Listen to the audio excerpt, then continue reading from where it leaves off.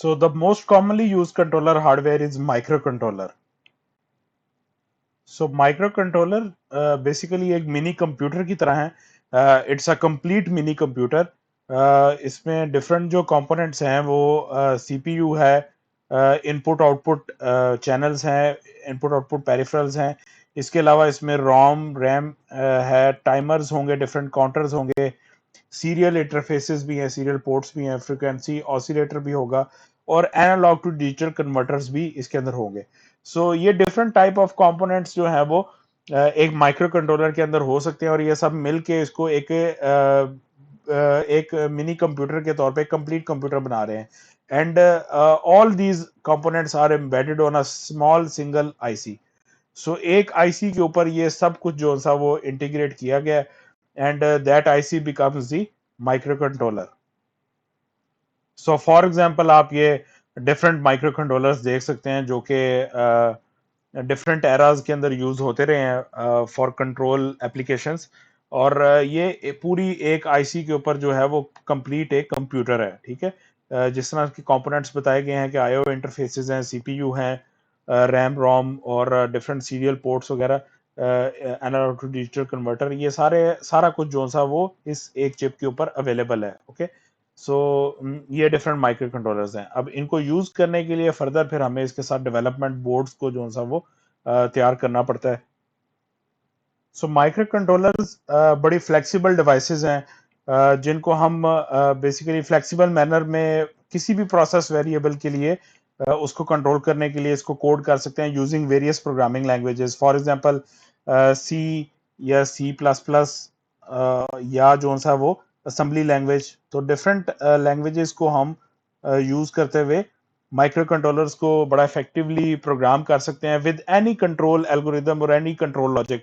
जिस तरह से हमने पहले देखी, ऑन ऑफ कंट्रोल है या पीआईडी कंट्रोल है या फजी लॉजिक कंट्रोल है.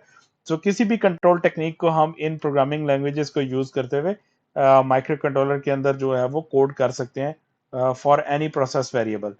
इसी तरह से इसकी हम बात करें तो इसका यूज जो है वो इतना ज़्यादा एक्सटेंसिबल नहीं है for controlling various process variable simultaneously because of its limited resources. Basically हम देख रहे हैं तो एक चिप के ऊपर ये सारा कुछ है. तो इसका सीपीयू, रोम, रैम या एडीसी जो है ये सब बेसिकली स्मॉल स्केल पे होंगे या स्मॉलर वैल्यू के साथ होंगे, स्मॉलर स्पेसिफिकेशंस के साथ होंगे. तो इट हैव लिमिटेड रिसोर्सेज. तो इसके साथ इस वजह से हम ज्यादा प्रोसेस वेरिएबल्स को साइमल्टेनियसली कंट्रोल नहीं कर सकते. दो या तीन प्रोसेस वेरिएबल को साइमल्टेनियसली कंट्रोल किया जा सकता है. लेकिन लिमिटेड रिसोर्सेज के साथ इसका जो सबसे बड़ा फायदा है वो बेसिकली तब आ जाता है कि माइक्रो कंट्रोलर बेसिकली ये बड़ा लो कॉस्ट माइक्रो कंट्रोलर है. और जब हमने हंड्रेड ऑफ थाउजेंड्स और थाउजेंड यूनिट्स प्रोड्यूस करने हो फॉर कंट्रोल सिस्टम, तो वहां पे जो सा वो माइक्रो कंट्रोलर की जो डेवलपमेंट कॉस्ट है वो ज़्यादा सेल्स होने की वजह से बहुत लो रह जाती है. तो जब भी हमने मैस प्रोडक्शन करनी है किसी भी कंट्रोल सिस्टम की और किसी भी एक प्रोसेस वेरिएबल की हमने मैस प्रोडक्शन करनी है तो वहां पे हम माइक्रो कंट्रोलर को ज्यादा प्रेफर करते हैं. फॉर एग्जांपल हम एक जनरल स्पीड मोटर का स्पीड कंट्रोलर की बात करते हैं. सो किसी भी मोटर के स्पीड कंट्रोलर के अगर हमने बना के उसके वेरियस कंपोनेंट्स मार्केट में डिप्लॉय करने हैं तो वहां पे हम माइक्रो कंट्रोलर बेस्ड डिजाइन को जो है वो प्रेफर करेंगे. क्योंकि एक प्रोसेस वेरिएबल को कंट्रोल करने के लिए जब इसके हंड्रेड्स या थाउजेंड कंपोनेंट्स बनाए जाएंगे तो इसकी ओवरऑल जो डेवलपमेंट कॉस्ट है वो बहुत कम रह जाएगी. सो लिमिटेड रिसोर्सेज होने की वजह से ये एक आध प्रोसेस वेरिएबल को कंट्रोल करने के लिए बहुत ज्यादा इफेक्टिव है एज कंपेयर टू पीएलसीज या माइक्रो प्रोसेसर बेस्ड कंट्रोलर्स जो कि वेरियस प्रोसेस वेरिएबल्स को साइमल्टेनियसली कंट्रोल कर सकते हैं. बट उनके अंदर कॉस्ट का भी इशू है कि वो कॉस्टली भी हैं और ज्यादा कॉस्टली होने की वजह से वो बहुत ज्यादा कॉमनली जो सा वो मार्केट के अंदर जो है वो अवेलेबल नहीं हो सकते in large number of units. और इसके अलावा ये ऐसे केस में भी बहुत ज्यादा इफेक्टिव हैं जहां पे एंड यूजर को जो सा वो कंट्रोल को ज्यादा फ्रिक्वेंटली चेंज नहीं करना. फॉर एग्जांपल एक फिक्स्ड एप्लीकेशन के लिए उसने लगा के अगर सिस्टम को छोड़ देना है, सो फॉर दैट पर्पस जो है ये एंड यूज़र के लिए जो सा वो बहुत इफेक्टिव है, कॉस्ट इफेक्टिव है, जहाँ पे जो सा वो कंट्रोल को ज़्यादा चेंज करने की ज़रूरत नहीं, और एक कॉन्टिन्यूस लूप के अंदर कॉन्टिन्यूस मैनर में फ्रिक्वेंटली या कंसिस्टेंटली प्रोसेस ने चलते रहना है, वहाँ पे जो सा वो माइक्रो कंट्रोलर बेस्ड जो डिज़ाइन है वो बहुत ज़्यादा कॉस्ट इफेक्टिव रहता है। सो फॉर एग्जांपल अगर हम बात करें कि किसी इंडस्ट्री के अंदर जो सा वो लेट से कि एक पंप के थ्रू सिर्फ फ्लो रेट को कंट्रोल करना है, तो एक पंप का फ्लो रेट जो सा वो हमेशा अगर एक ही फिक्स लेवल पे रहना है, तो उसके अगर सेट पॉइंट को या इन चीज़ों को हमने ज़्यादातर चेंज नहीं करना, तो इन दैट केस कंट्रोल को फ्रिक्वेंटली चेंज नहीं करना पड़ेगा, और बेसिकली वहाँ पे हम माइक्रो कंट्रोलर बेस्ड जो सा वो उसका कंट्रोलर डिज़ाइन कर सकते हैं बड़ा इजीली, जो कि एक सर्टेन डिजायर्ड लेवल के ऊपर हमेशा उसका फ्लो रेट कंट्रोल करता रहेगा। सो वहाँ पे इसकी कॉस्ट भी कम है, और हमें ज़्यादा एक्सटेंसिबिलिटी या ज़्यादा फ्लेक्सिबिलिटी भी सिस्टम में नहीं चाहिए। बट इसी एडवांटेज के साथ अगर आप लेट से कहते हैं कि किसी एक सर्टेन टाइम के ऊपर अब आपको फ्लो रेट कंट्रोल नहीं करना, बल्कि आपको किसी मोटर की स्पीड कंट्रोल करनी है, सो बड़ा इजीली आप जो सा वो इसी माइक्रो कंट्रोलर को यूज करते हुए रीप्रोग्राम उसको कर सकते हैं for any other control application. तो ये इजीली एम्बेडेबल भी होगा किसी भी नए सिस्टम के अंदर इंक्लूड करने के लिए बड़ा इजीली एम्बेडेबल है। आपने देखा कि एक सिंगल चिप है, लो कॉस्ट भी है, तो आप बड़ा इजीली अब उसको किसी भी टाइम के ऊपर रीप्रोग्राम कर सकते हैं to control any other application. For example आप उसको स्पीड कंट्रोल पे रखें, for example after some days आप उसको टेम्परेचर कंट्रोल के लिए भी यूज कर सकते हैं। फर्दर आपको लेट से के for other certain time period आपको उसे प्रेशर कंट्रोल करना है, तो आप उसके लिए भी उसको रीप्रोग्राम कर सकते हैं। So all these features are available on this single chip only. So एक single chip, एक single IC, और बड़ी लो कॉस्ट फ्यू हंड्रेड्स की कॉस्ट के अंदर ये micro processor micro controllers available हैं। सो यहाँ पे अब देखें तो ये पूरा एक एरा है फॉर माइक्रो कंट्रोलर। पूरी एक एज है माइक्रो कंट्रोलर की जो चलती रही। शुरू में जो है वो 8051, सो 8051 के नाम से आप देखेंगे तो 8051 माइक्रो कंट्रोलर्स जो है वो बहुत कॉमनली यूज होते रहे इनिशियल स्टेजेस के ऊपर। सो ये बड़ा इनिशियल स्टेजेस पे बड़ा कॉमनली यूज होने वाले माइक्रो कंट्रोलर्स थे।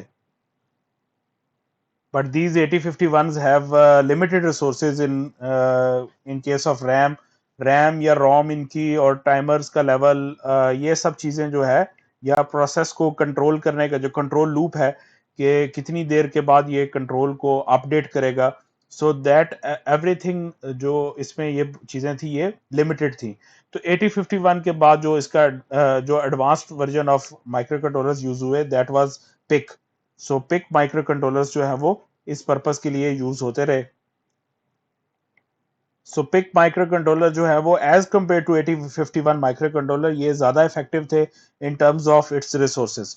इनके अंदर रैम या इनकी रोम जो है वो प्रोग्राम को स्टोर करने के लिए रोम जो है वो ज्यादा थी।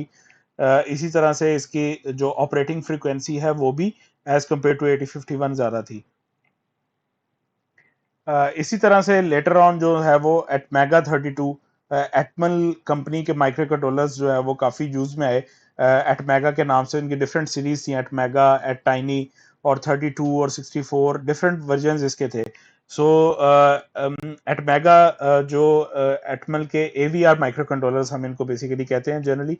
सो AVR माइक्रो कंट्रोलर्स जो हैं ये एज कम्पेयर टू पिक और 8051 ये ज़्यादा एक्सटेंसिव थे in terms of response time, और इनकी रैम और रोम काफ़ी ज़्यादा है। तो बेसिकली ये लार्जर नंबर ऑफ आप कह लें कि रिस्पॉन्सेज को ज़्यादा इफेक्टिवली कंट्रोल कर सकते थे। तो AVR माइक्रो कंट्रोलर करंटली जो है वो काफ़ी यूज़ हो रहे हैं। इसके अलावा आर्म बेस्ड माइक्रो कंट्रोलर्स या STM बेस्ड माइक्रो कंट्रोलर्स भी इंडस्ट्रियल लेवल पे यूज़ होते हैं। सो नॉरडेज इन माइक्रो कंट्रोलर्स को यूज करने के लिए इनके डेवलपमेंट बोर्ड्स एक्सटेंसिवली अवेलेबल हैं to perform high end control readily. So instantly आप कंट्रोल करने के लिए जो सा वो इसके ऑलरेडी डेवलप्ड बोर्ड्स को यूज कर सकते हैं to control any process variable. So ये कुछ micro controller based development boards आप देख सकते हैं। सो इनिशियली आप देखें तो ये एक 8051 बेस्ड जो सा वो माइक्रो कंट्रोलर डेवलपमेंट बोर्ड है। तो इस पूरे बोर्ड के अंदर हमने देखा कि एक्सटर्नली हमने डिफरेंट इनपुट आउटपुट पोर्ट्स को कनेक्ट किया हुआ है। सो अब इस माइक्रो कंट्रोलर को आप किसी भी एप्लीकेशन के लिए प्रोग्राम कर सकते हैं और दोबारा इसमें इंसर्ट कर सकते हैं। इसी तरह से आप करंटली जो देखें एक्सटेंसिवली यूज होने वाला AVR based micro controller development board है, that is Arduino. So Arduino का नाम आपने काफी ज्यादा सुना है। आर्डिनो के डिफरेंट वर्जन हैं, तो one of that version is Uno. So ये एटमेगा 328 AVR micro controller based development board है। सो ये रिसेंटली डेवलपमेंट बोर्ड्स हैं, तो इनके अंदर जो सा वो ज़्यादा एक्सटेंसिबिलिटी और फंक्शनैलिटी अवेलेबल है। इनकी अपनी प्रोग्रामिंग एनवायरनमेंट है जिसमें यूज़र बड़ा इजीली जो है वो हाई एंड कंट्रोल इसको परफॉर्म कर सकता है। सो इसके लिए बहुत ज़्यादा ट्रेनिंग की रिक्वायर्ड नहीं है, बहुत ज़्यादा डीप लो लेवल लैंग्वेजेस का नॉलेज होने की ज़रूरत नहीं है। तो ईजिली आप इसकी जो सा वो हाई एंड लाइब्रेरी और प्रोग्रामिंग एनवायरनमेंट को यूज़ करते हुए डिफरेंट कंट्रोल प्रोसेस कंट्रोल करने के लिए आप इस माइक्रो कंट्रोलर बेस्ड बोर्ड को यूज कर सकते हैं। सो डिफरेंट प्रोसेसेस जो हैं वो इसमें इसके अंदर कैपेबिलिटी है कि मल्टीपल प्रोसेसेस को भी आप इसके थ्रू साइमल्टेनियसली कंट्रोल कर सकते हैं। सो इंस्टेंट कंट्रोल के लिए विदाउट एनी ट्रेनिंग या प्रोग्रामिंग खुद से इंक्लूड करने के लिए इन्हीं micro controller based development boards के बेस पे डिज़ाइन हुए हुए हमें स्पेसिफिक कंट्रोलर्स भी मिल सकते हैं। जिस तरह से फॉर एग्जांपल हमें ऑलरेडी एक कंट्रोलर ऐसा कंट्रोलर बोर्ड मिल जाए जो कि स्पेसिफिकली डिज़ाइन हुआ हो फॉर स्पीड कंट्रोल, तो हम इस स्पीड कंट्रोल को कंट्रोल बोर्ड को लेकर डायरेक्टली उसको एम्प्लॉय कर सकते हैं टू कंट्रोल द स्पीड। इसी तरह से टेम्परेचर कंट्रोल के लिए भी हमें ये डेवलप्ड मिल सकते हैं मार्केट में। तो ये इन micro controller based development boards का फायदा है कि रेडी रेडी लो कॉस्ट होने की वजह से ये बड़ा इजीली जो सा वो किसी स्पेसिफिक एप्लीकेशन के लिए डायरेक्टली मार्केट में अवेलेबल हो सकते हैं। You just by it from market and just plug and play. So plug and play type भी जो सा ये डेवलपमेंट बोर्ड्स हो सकते हैं। और फर्दर अगर आपके पास थोड़ा सा कोडिंग का या प्रोग्रामिंग का नॉलेज है तो आप इनको जो सा वो खुद से भी कोड कर सकते हैं और रीप्रोग्राम भी कर सकते हैं for different applications. So that is all about microcontrollers, and further you can use it in various control applications.